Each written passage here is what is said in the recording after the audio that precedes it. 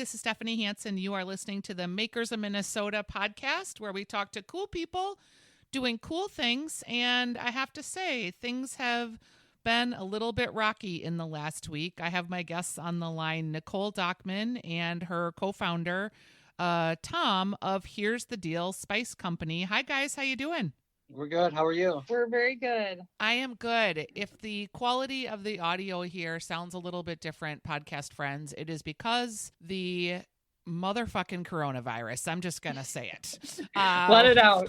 It has been Hallelujah. a week ago today. I was coming back from Duluth and we were talking about all of the events that were going to be happening and all the cool things that we're planning for the fall and the summer and the spring. And today, literally a week later, I am not quarantined, but I'm in my house trying to create my social distance with my spouse. And I had to come up with some alternative ways of getting the message out and doing recording. And here we are. So Nicole and Tom, thanks for your patience. And you guys are also at home, I'm assuming. Yep. We are at home. Yep. You're very welcome. In this new normal, we had scheduled a podcast to talk about Here's the Deal Spice Company, which you guys, it's a fairly new business that you've launched. And you are doing organic spice blends, which we will get to talking about. Can we talk just a little bit about, so were you both solopreneurs is this your side hustle or do you have regular jobs too? Yeah, so I have a regular job, so I work a 9 to 5. I work at Flint Hills Resources in Rosemount, Minnesota. Sure. And so for me, it ends up being kind of a side hustle to help Tom outside of that. And then Tom here has long, worked in the restaurant industry for a very long time. And then recently was able to kind of start his own thing with me last November. Okay, so Tom, as we have seen we'll call it the great restaurant collapse of 2020, how is that feeling? I imagine you have lots of friends that are out there that have either been laid off or are trying to keep their restaurants afloat as we've gone to complete curbside delivery or takeout. Yeah, that's right. I just this week, just been trying to reach out to them and see if they have everything they need, where they see their companies going, or how we can assist or help along the way.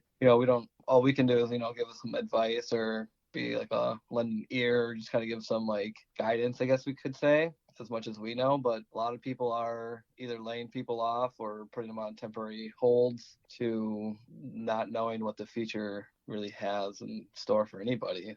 Yeah, it seemed like right away people put their hourlies, either laid them off or temporarily told them not to come in because they had to get down to really slim management or operational staff to see if they can make this all work. And we're only in the first week, so it'll be interesting to see how that all sorts out over the next couple of weeks, right? I'm not sure that you can make it. Right. There's a lot of people I know who are in the management roles or in the ownership roles or in the higher roles who have to make this decision and actually communicate with the people that they've hired or mentored for a year or two along the way. So it gets kind of stressful on everybody. And that's kind of where we're outside looking in, but trying to, be there, be helpful or support them as much as we can. Yeah, absolutely.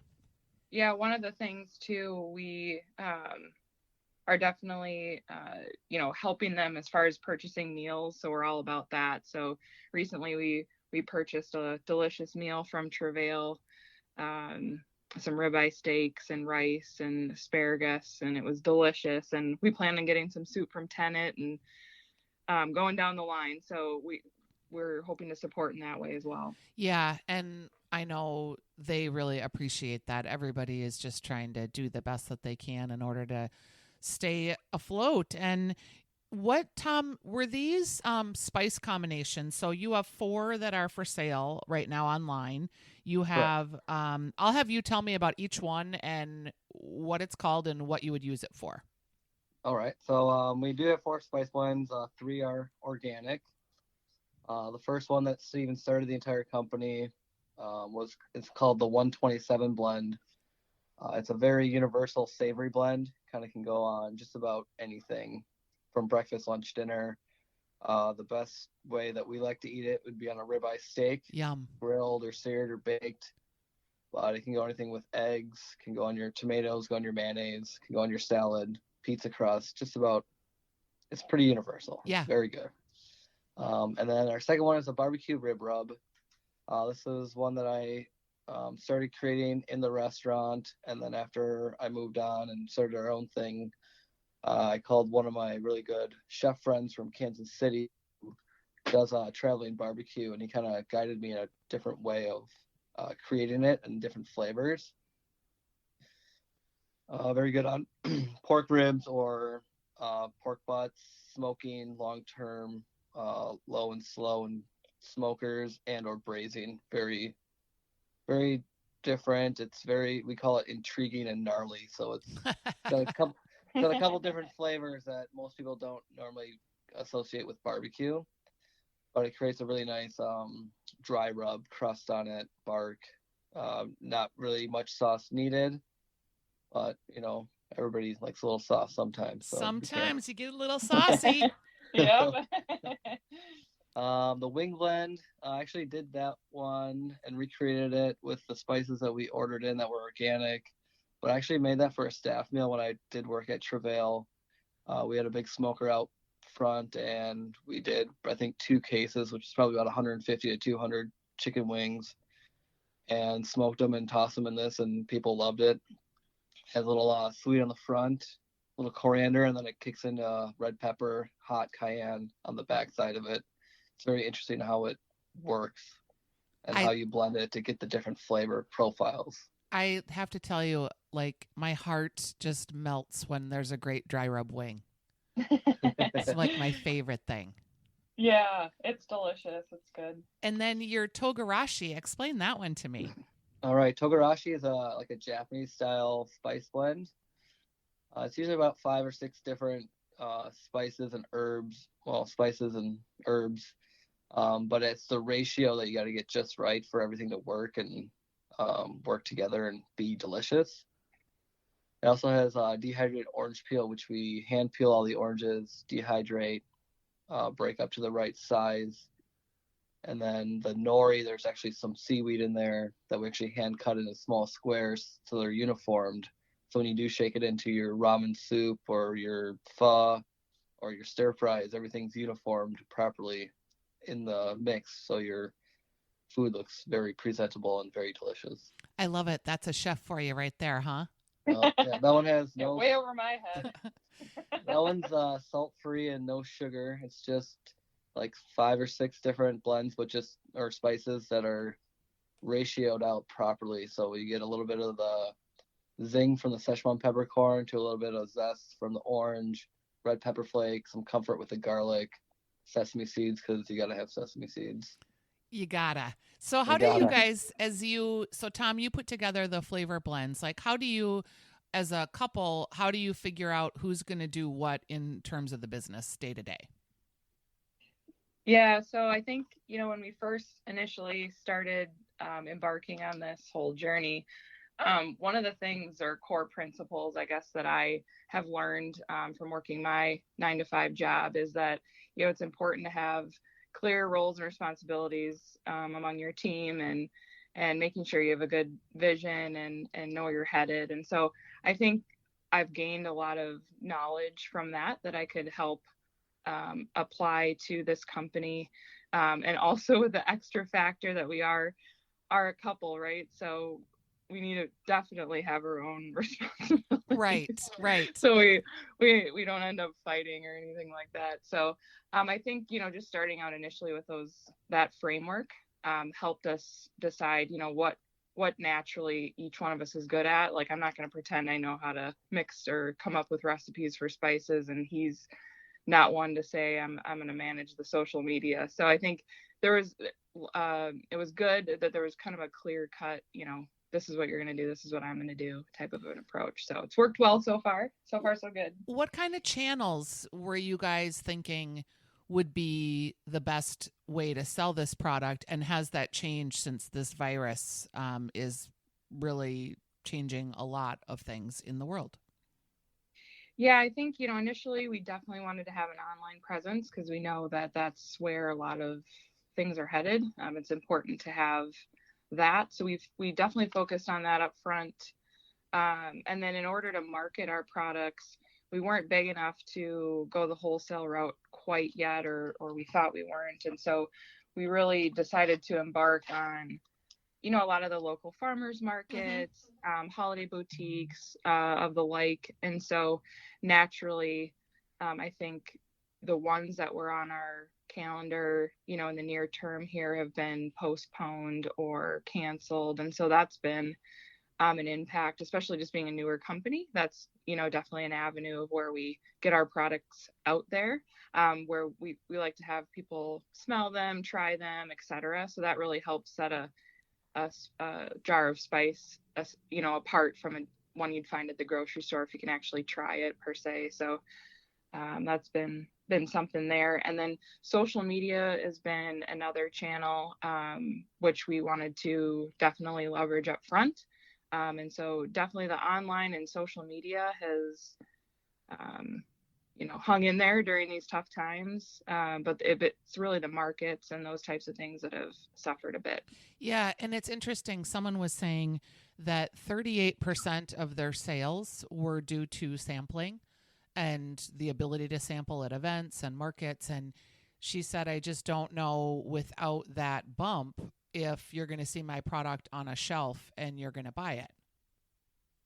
Right. Agreed. Yeah, that's definitely, I would agree with that. It's unfortunate. I mean, that's where we're really feeling the impact right now, especially being new. Yeah. So So, as we move forward, there will be markets again, there will be events again. We don't know whether that's a 3-month time frame, which I frankly kind of sadly doubt, or a six right. month time frame, which would be, let's see, that would get us into the fall potentially. And I think we'll hope for that as we are having this conversation, because it's interesting how the local maker market is trying to coalesce and stay together, right? So trying to figure out, are there pickup opportunities for local markets? Are there farmers markets that can happen online or virtually? Are you guys involved in any of those conversations with folks yet? Yeah, I mean, we've seen a bit of chatter about kind of the different possibilities that exist out there in this new normal. And so you're exactly right. It's looking to use technology, and leverage that to get your products out there, and brainstorming in that way. So I definitely hear the conversation starting, and we're trying to add in our points of view, as we can. Another thing too is we as a company like to give back, and so we partnered with Minnesota Brands for Good, at the start of the year, Yep. and so yeah, pre-COVID, um, we'll PC. refer to it. Yeah, that's awesome. We have Um, PC and AC. yeah, yeah, we need to patent I think that. so. We need a shirt. Yeah, and it's a really great organization. They're, do online fundraising and leverage Minnesota brands in their catalog versus the typical, wrapping paper or chocolate fundraisers. They have all kinds of Minnesota makers in their catalog that you're allowed to choose from, in order to support local churches, charities, school organizations, etc. One cool thing that we've noticed them pivot quickly on due to the COVID-19 is that they're partnering on, let's see, with a company called Hands On Minnesota, Mm-hmm. or sorry, Hands On Twin Cities. And so pretty much if you go to their website, and any items that are purchased off of the Minnesota Brands for Good website right now, 40% of those go back to the, Hands On Twin Cities, which is supporting the COVID-19 relief fund. So it was really cool to not only partner with them and give back, on a wider scale, but just to see them quickly pivot under the circumstances, and respond to what we're currently currently going through. So Right. One thing, Tom, that I think could be an opportunity for you as we're sort of carving out a new marketplace, right? So many Mm-hmm. people are at home and cooking at home, and frankly, not all these home cooks are awesome. So I see that there could be a space for you to sell your product online, people order it, and then figuring out ways to like deal with your pantry surplus. Have you thought about any of those types of opportunities? We have actually been working really hard to figure out how we're going to shift from markets to now online or Instagram, social medias, maybe a YouTube channel, just to now people don't have excuse for not using our spices because they're stuck at home. They have Right. to eat. And you're a good You know, cook, it like they sounds have like. to. Like you can't get around it. So we want to find ways. I reached out to a couple friends and a couple of other people that work for us or we work with them, and said if they have any, thoughts or if they need any recipe ideas, contact me directly.